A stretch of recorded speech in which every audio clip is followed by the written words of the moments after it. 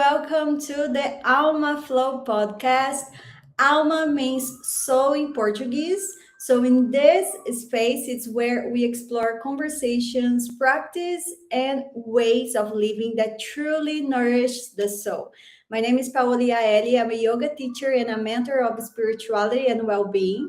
And through this podcast, I'm connecting with people I admire and feel aligned with to explore how they live, feel, and embody this path in their own unique way. And today, I'm really happy, excited to be here with Jessica Courtney. She's a holistic esthetician with over 30 years of experience helping people feel their best from the inside out. She's also a yoga teacher and a personal trainer, deeply connected to movement, well being, and spirituality. Jess, thank you so much for being here. Yay! I'm Yay! so Hi, excited. Paula. I'm honored to be here with your podcast and getting to see your beautiful face again. It's been a year, almost a year since Costa Rica. So I'm really thrilled to be here. Thank you so much for asking me. Yeah, and I feel so connected with you because when you shared our experience together in our teacher training there in Costa Rica, um, like I really was in a moment that I was struggling with this thing with the Judaism and playing mantras, and I love so much, all this background that you have as a Jew. Yes. And meeting you was a way that I come in so much light, lightness, and just let go. Everything is spirituality. I'm here with you, and it Yes. really sparked my curiosity to understand how was your transition. Let's start from there. Tell me a little bit about your journey. So it's interesting. I really understand I don't want to say conflict, but like the duplicity. There's two parts to it. So I'm Jewish and I was raised modern Orthodox Jewish my whole life. And I have a husband and three children, and we've raised them in a modern Orthodox community in Miami Beach, Florida. And at the same time, I very much live on the edge of that community. I appreciate the beauty of community, and I very much do my own thing. So I really feel like finding the yoga mantra and finding the yoga spirituality felt very natural to me because I connect so deeply to Judaism that way. But I also am very much somebody who interprets things in my own way and how it feels in my body, and I make it my own identity versus like buying into like the general identity of like what you're supposed to do. So it's kind of like I've approached yoga and spirituality and mantra the way I approach Judaism, which is I really connect to the parts that I connect to, and then I don't deal with the other parts. Like I don't pass judgment on them. If you want to do them, what's good for you. So I love mantra, and I love singing kirtan, because for me it's like my heart center opens. And that's what, when I'm in a Jewish setting and I feel that connection, it feels so whole to me. And I think I was looking for something outside of Judaism also that connected me to that wasn't religious. Like, I don't need more religion. I wanted more spirituality. And so the finding the mantras and the singing the kirtan for me allowed me to open up and access that in a different way in my body. And so that's kind of where I started. My mother actually is the one who turned me on to kirtan probably about 25 years ago.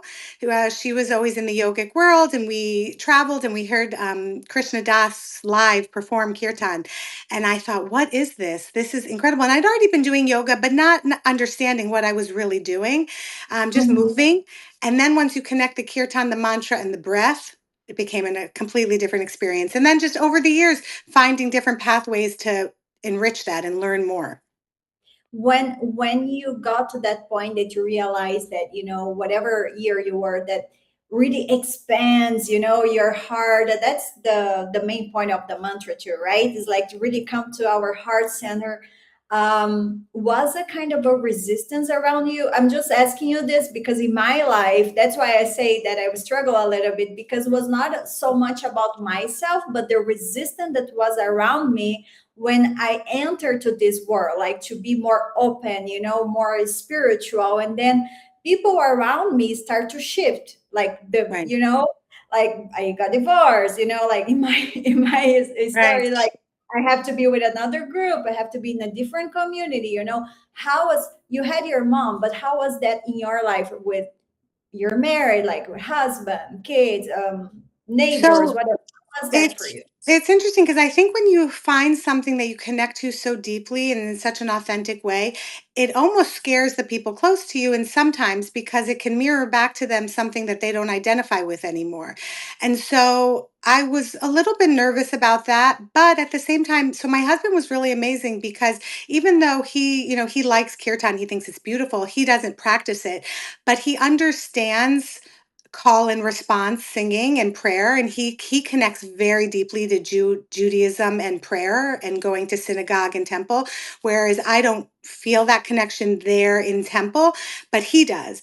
And so we actually understand each other very much because he understands where the call and the response is very soothing to me, and he doesn't pass judgment on it. I mean, he'll sing kirtan and Hare Krishna around the house with me if it's addictive.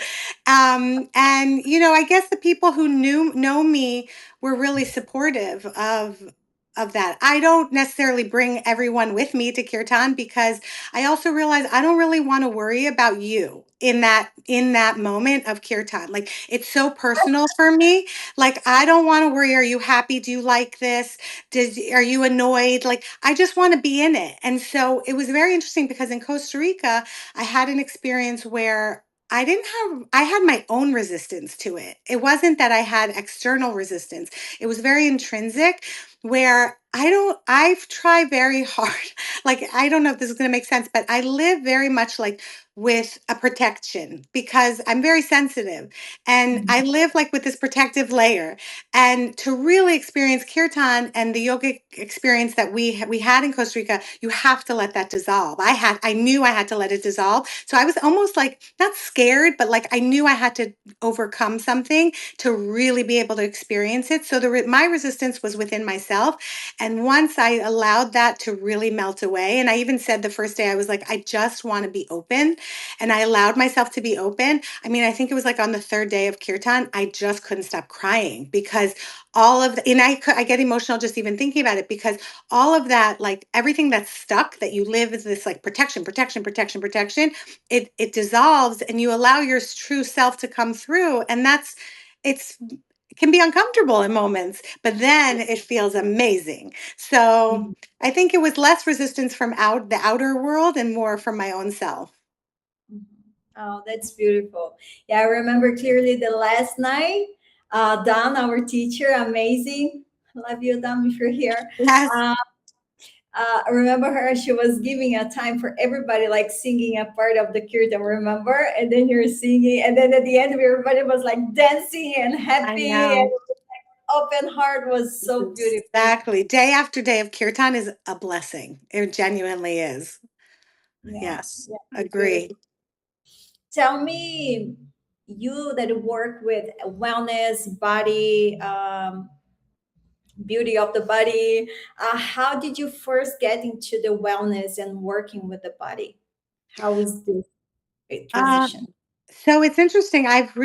Since I'm a little kid, I have a lot of energy in my body. And my mom and dad were always very big exercisers. My dad was a runner. My mom did yoga, back in the 80s with aerobics. And I used to like to go to their classes and just spend time with them. And I would go run the track with my father. And I was really hyperactive as a kid. So my parents were always like, let's go, move. So I learned to use movement as an expression of my energy and anxiety because I think I'm a pretty anxious person naturally. And so the movement and the exercise and all of that allows me to naturally express it. So for me, it just works. Like it became ritual, it became routine, it became necessary in my day to move my body. And so gradually, as I got older and I was looking for, I guess a career path or like what really moved me, I just started to become more and more connected with wellness in the fitness sphere, But I actually first started as an esthetician when I was in college. I went to NYU, I went to New York University, and then I went to a school in New York called Atelier Esthétique, which is a skincare institute. And I learned all about skin and all about wellness. And it was a very holistic approach. And I fell in love. I also realized I'm really good at touch. Like there was something about the touch that really connected me to the whole experience. And that still is to this day, 30 years later. I'm very much a hands on person.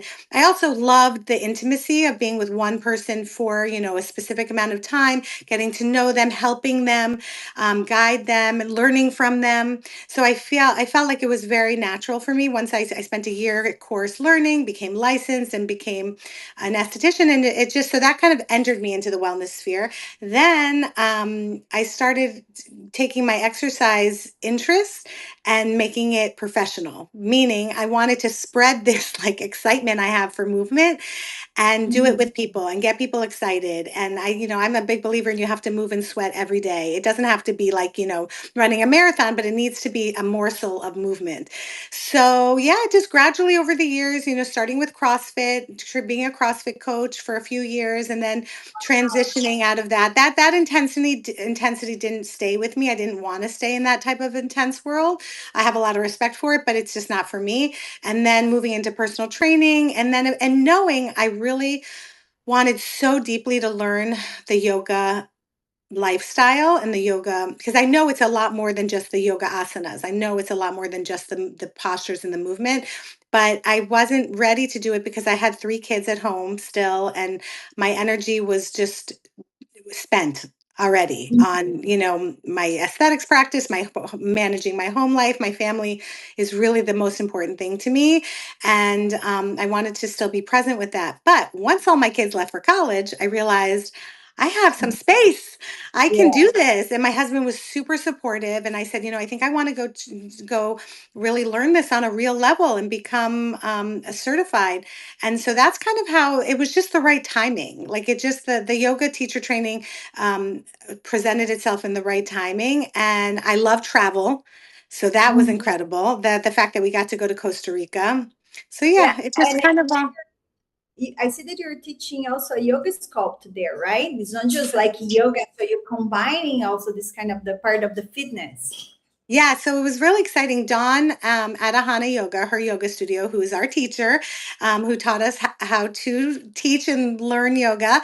Um, she offered me a situation where I could create a sculpt and flow class, meaning I was able to take strength training and develop that within the flow community and within the yoga world. So it's a real fusion of breath work, movement, high intensity, low impact at the same time, some light yoga flow to keep the connection. But yeah, it's been really exciting developing this class. It's been a privilege that someone gave me the opportunity to take all the different parts of myself and now build something new and creative. And I love that. Creativity sometimes can be scary because you're building something out of nothing.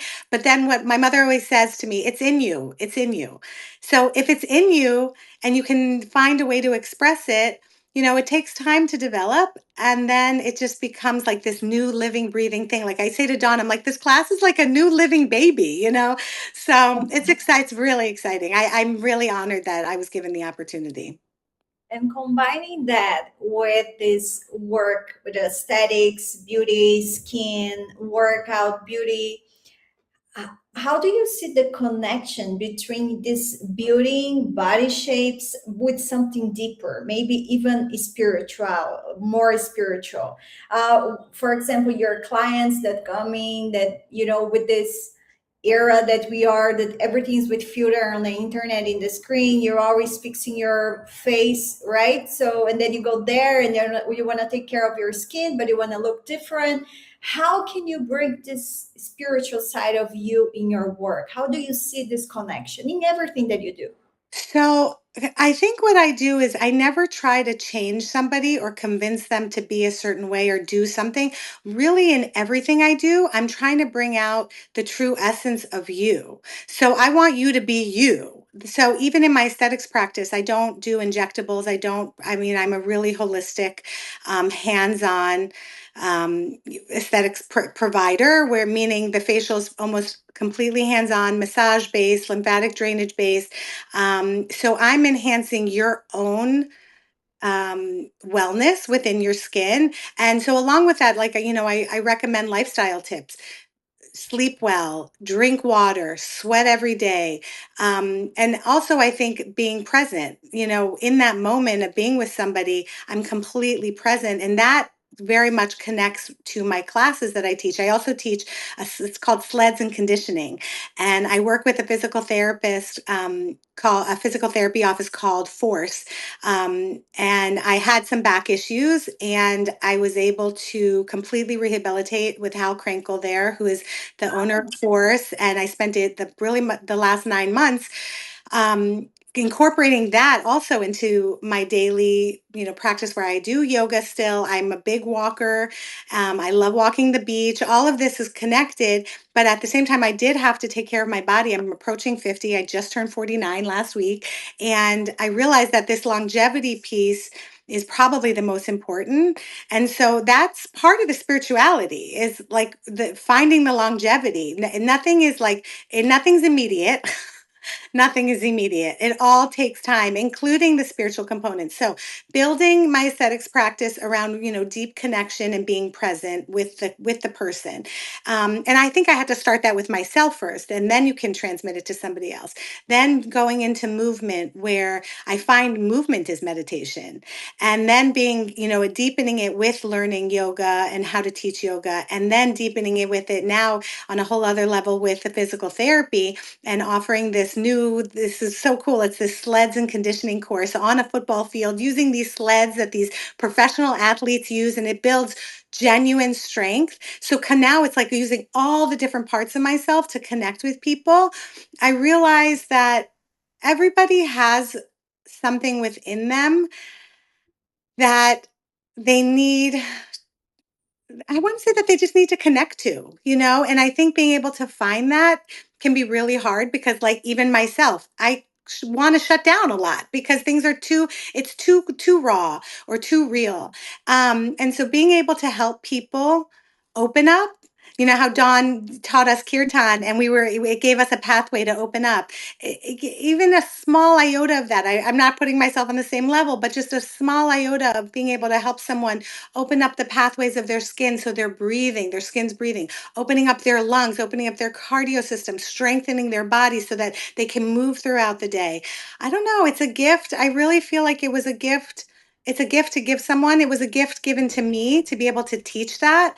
And I'm still learning all the time. I'm going to sign up for my, 300-hour yoga teacher training next year. I really want to look for that in 2027. That's a real goal. So I just think it's an honor to be able to work with people and to share the commonalities. How do you feel, you that are working with a lot of different people? How do you protect your energy, especially because hands on and it's an exchange of energy? How is that for you? Do you have any secrets? I don't have any secrets. It's a great question, because I've really had to learn how to manage my energy, because I'm connecting so deeply with people. When you're touching people and you're touching their face, and you're connecting and you have deep eye contact. I mean, some days I'm talking and working on 6 to 8 people. That's a lot of energy to absorb. So I think, number one, I treat less people in a day. I've decided, I've really had to learn that. I used to say yes to all clients because I never wanted to disappoint someone. And I also felt like if someone wanted to come in for whatever training, facial, whatever the connection or the appointment was, I never wanted to say no, because I wanted to give them the opportunity to feel good. But it was at my expense. And so I really had to cut down on the amount of people I see in a day. So I do less facials, which is actually much better, because then my facials are much deeper and they're much more in the zone, and I'm not as depleted. And then with training, same thing. I don't actually take any new personal training clients. I work with amazing people, and I stick with them. And then I only teach 2 classes. there are teachers, and I give them so much credit, who train at many studios and teach multiple classes. And I give them so much credit. It is unbelievable to see the amount. To reduce the amount of classes that I teach. Like, for example, there is a day that I teach 6 classes a day, and I'm trying to reduce. I reduce a lot. So this is just one time in a week. That's a Yeah, lot of energy. Well, it's a sometimes lot one of energy. Well, 5+ people, and they're like, "Oh my god, I need, I have to take care of myself." yes. Well, Uh, first of all, but I do take really good care of myself. I'm very ritualized. I eat really healthy. I'm gluten free because I'm celiac. So I'm very careful about what I eat. I enjoy food tremendously, but I cook a lot. I make my meals. I sit down to my meals. So I really nourish my body. Everybody who knows me knows that, like, I love to eat good food, meaning fruits, vegetables, high quality protein. I mean, I love ice cream and wine, so like I definitely enjoy. But like all of us, I love in the middle of the day. I work very close to home, which is a true luxury, and I love in the middle of the day to come home, take a shower, and get into bed for a half hour and just reset. I have a blankie, and I just need the quiet time, and then just my own exercise practice. Every day I make time every day, either for a walk or Pilates or my own yoga practice or going to physical therapy. So I take really good care of myself. It's important. Otherwise, I wouldn't be able to do what I do. So you're very balanced with your daily life, work, family responsibilities, and inner connection, right? And you're living near the beach, right? So also, I think to have this connection with the Yes. ocean, the sea, and the nature, it's also that helps a lot. It's incredible. We moved here. My husband and I moved to Miami Beach, this area called Bay Harbor Islands, about, I want to say, like 25 years ago or so. And we've raised our kids here, and we live a half a mile from the beach. So it's not even a 10-minute walk. And yeah, having that luxury of being able to walk with any day to the beach and see the water, see the ocean, be outside. I mean, literally every single time I walk on the beach path, I say to myself or my husband or my friend, whoever I'm walking with, I'm like, can you believe we live here? Like, this is unbelievable. So yeah, finding pockets of nourishment, that makes a big difference. Being out, I need to be outside in nature, and I need to see the sun. So yeah, I think I had to choose some place to live that incorporated both of those, and also a really good cup of coffee. I drink a lot of coffee, which I love every day. I thought that you'd say that you just drink matcha, like the most. No, no, coffee, coffee, and more coffee. No, I really, I love coffee. I enjoy it. Again, because I'm such a ritualized person. Like, there's so many things around it. I love the warmth. I love my cup. I love the taste. I love what I love. In LA, I have this matcha thing. So it was like matcha everywhere, and I was drinking with lavender, but there's lavender, all this stuff, and I love it. And then once I got back to Brazil, it's we got matcha too, but it's the coffee coffee culture. It's like Israel. It's like Yes, you it's know, the best. it's that thing. So I was like, oh my god, I'm back to the coffee and back to the caffeine again. You Yes, know, yes, I know. Well, but you know the what I coffee. want to ask you? Do you use saunas? Because I've become very, very ritualized with my infrared sauna. I have a sauna blanket. I don't even have a sauna in my house. And I do you do saunas? Like, I do. I actually teach in a hot yoga studio, so it's kind of a sauna. wow, for sure. So you got that like deep cellular sweat. Yes, yes, yes. Every day, Yeah. so it's important for me. Sauna. It's really. We have places here. I don't go often just because I teach a lot of hot yoga. So I Wow. also day to recover. But it's something very, how do you say, like trendy. Like people really Yeah. go like here sauna. But what is the sauna blanket that you said? I never seen. I think. It's really interesting. I got turned on to it probably like I don't know, 4 or 5 years ago. It's by this company called Higher Dose, and it has the infrared panels within the sauna blanket. It looks like a sleeping bag. And in my home, I don't have a big backyard area, so I didn't really feel like building a sauna was realistic. And I wanted something that I could control in terms of the ease of it. Joining a gym is nice and it's great if you can go somewhere, it's super fun, but I didn't want to have to rely on that. So I use this sauna blanket almost every night. I love it. Sometimes I just close my eyes and, have moments of meditation. Other times I literally just watch TV, which is like can be equally relaxing. And I do it every day for 30 minutes.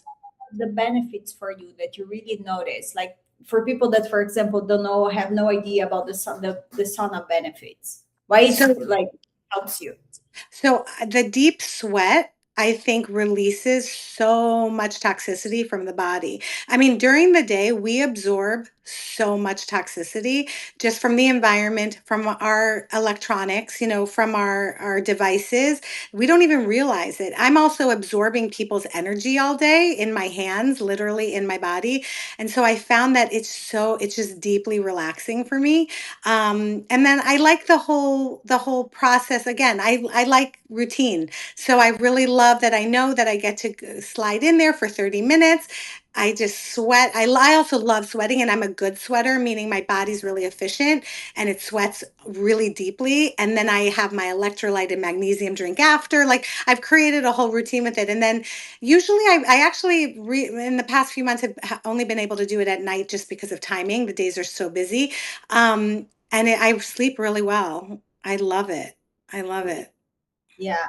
So I, for a while, I stopped going to the yoga for my own practice. I was just practicing at home just because of the schedule. It was like a tight schedule. And I was like, no, I have to be back and I have to practice hatha yoga. Even though I'm teaching a lot, like at least 2 days in a week, like twice Wow. a week there, because I sweat a lot and I feel this relief. It's a different energy. It changes your energy. It's amazing. Absolutely. Well, you're moving. I'm a big believer in like keeping the body moving and not just actual movement, but like getting the flow going. And so I think that's why our yoga practice that we were taught with Ahana is really resonated so deeply with me because it's such a deep vinyasa, meaning like we're really moving. And I do believe stillness is very important too, but getting your all the systems moving in the body it's just so vital because Yeah. I say to my clients, I say to myself, I'm like, think about it. If you're not drinking water, if you're not sweating, everything, it's stuck. You're stuck. And the stuckness, for some reason, that to me, it's like, I can't. So I want to release it. I mean, I believe in relaxation too. I'm not hyper crazy all the time, but I Yes. think it's a balance. You have, if you have a long shavasana, meditating after a long workout, and also before you go sleep or when you wake up, you have this time of stillness is really important too. But yeah, and especially now that probably there is the same way as here in Brazil, that everybody's taking these Monjaro, Ozempic, all this kind of things, and they get very skinny, and sometimes they have no energy to work out, or sometimes they just feel that they don't need to work out because they're already skinny. But then it's not about just the body weight, it's just about it's your energy, like exercising, moving. It's moving your vital energy. It's good for your mind, it's good for your soul. Exactly. Yeah, I'm not a big believer in slowing things down, and I have no judgment of anybody who uses any Ah, assistance that you need. If you're under the medical care, you know what you're doing. Kol hakavod, go for it. But for myself, I know that I don't want to slow things down because I don't want things trapped in my body. I don't want things trapped in my cells. I want to keep my lymph system going. So for me, I just believe in the flow. yeah.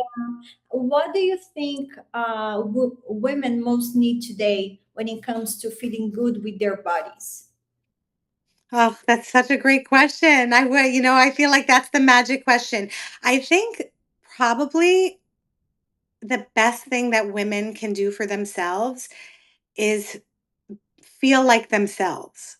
Do you know what I mean? Because I just listened to a great podcast. I wish I could remember what it was, but it's all about identity. And, we identify as so many different things. I'm a mother, I'm a friend, I'm a daughter, I'm an esthetician, I'm a yoga teacher, I'm a personal trainer. But really, that's not who I am. That's what I do. Well, who I am is my own inner core. And that's very hard to find. So I think just trying to, or not even trying, just breathing into being yourself, being authentic. Because if you're comfortable in your own skin, nothing else matters. Then you're going to tap into what works for you. You know that feeling when you put on an outfit and it's like it just feels perfect in turn, because I dress completely for comfort. Like I need comfortable. I want to look cute, but like I really just need to be comfortable. And it has to feel good. And I have to feel like myself. And you know when you don't feel like yourself. And so like on a very superficial level, I want everything to feel like that. Like when you're moving through the day and your clothes, you're not even aware of them and you just feel like yourself. That's like the confidence. That's the gift you're giving yourself. And then you attract all of a sudden, it's like attracts this magnetic energy, people who are like that also. And then you're not trying to be like anyone else or compare yourself to anyone else. It's like you're just each your own selves together, which is a true blessing. Yeah, that's beautiful. I so agree with you. What is the truly what really nourishes your soul right now? Me personally, Uh-huh. oh, my family. I have to say, really, my family, because my parents live around the corner from me, and my sister and her husband and her kids, my niece and nephew, live around the corner. And one of my sons and his girlfriend live around the corner. And we've kind of like, and my husband and I say we have this like almost this little kibbutz that we have, or that really nourishes my soul. I love cooking for all of us. I love making meals where we all sit down and share together, just a few moments of good food and good conversation and just being together. And I have two kids who are in college and they come home a lot. They go to University of Florida. So thankfully they're able to come home when they want to. And so I really think family is what nourishes me and gives me a lot of like deep, deep meaning. Yeah, that's why I'm in Brazil actually. Because Really? after 15 years living abroad with five nephews in Brazil, I was like, oh my God, like the kids, I want to be with the kids. So I was like kind of counting the month, just for like summertime. It's like I can go to Brazil right now. I was waiting and I was like, why am I like this? I'm leaving 11 months just waiting for 1 month. Like it's better to be here, be around my Yes, family, and then I travel and then I go visit. And then exactly. it's really fun. Exactly. Definitely nourishes my soul too. It's That's really, we have beautiful. this, but that's the spark. You work, we transform ourselves also with the family, living in community, living with family. It's I cool think. for you. Well, it's interesting because my parents and my sister and her kids, everyone lived in Israel, and they still live technically in Israel, but they came about a year and a half ago to live in Miami near us, just to, a change of pace. And yeah, I was like you. I used to spend every summer, I would take my kids for 2 months to Israel and they would go to summer camp there. And I would spend the 2 months with my parents and my sister and her family. And my husband was able to come and go a lot, but he wasn't able to come for the 2 months, but it was always back and forth. But we really devoted that and made it very specific and intentional, bringing our kids. And now, and I always like wanted more. I always wanted more time. It really wasn't enough. Like I never felt fulfilled enough that I always wanted more time with them. And then when it became an option for them to move here, I was like, yes, and and I haven't for 1 minute taken it for granted that they're around the corner. Like it really, I think it made all my children leaving home and going to college so much more bearable because it's like this amazing nourishment that you have where it's just people who just know you, and you don't have to be like, for example, for my birthday, it was the best day. I did yoga with my daughter, with Dawn and Dawn's class. My husband and I took this really amazing long 2-hour walk on the beach. And then I literally made dinner and brought it over to my parents. I was in my pajamas. My husband was in shorts. Like we were totally casual. I brought my blankie and we're sitting at the table. I brought my dog. And it was the most perfect birthday because it was just completely, I was able to just be myself. That is the Yeah, gift. I That's the totally gift. exactly what you're saying. Yeah. Well, my birthday is next week, April 15th. So I'm Ah, Aries. you're an Aries. You're totally an Aries. I'm totally, I have like five planets in Aries. Cancer and Sun. What are Uh, you planning for your birthday? being with family. Oh, it's the best. It's the Yeah, best. with the five kids there, my nephews, my niece, and just spend time with them. I really enjoy Beautiful. being with them. Yeah, yeah, it's very Beautiful. special. The kids, Chapaola, so they just draw the beautiful things for me. It's very beautiful. Oh, that's so amazing. Well, happy early birthday to my Aries sister. That's amazing. Happy birthday for us, right? Yes, exactly. Jess, thank you so much for your time, for Oh, sharing your experience, your perspective of life. It was really beautiful here from of everything that you brought for us together, body care, something deeper. I hope that we can have more conversations like this in the yes. future. And thank you to everyone who is here listening and being part of this space. If this conversation resonates with you, don't forget to comment, share, and send it to someone you feel that could be benefit from it. Jess, do you want to share Instagram, website, something with us? Where can we find you online? Sure, sure. On Instagram, I'm Jess Courtney 3. That's my handle. I have a website called jessicacourtneyskincare.com. You're welcome to reach out to me, DM me with any questions. I love to help and answer any questions. I love to learn from people. But Paola, thank you so much for including me in your podcast, inviting me to speak with you. This has been so much fun. I love it. It's wonderful to see your beautiful face again. And I hope we stay in touch. I loved it. Thank you so much. For sure. Thank you. And I will see you in the next episode, everyone. Bye. Thank you. Bye.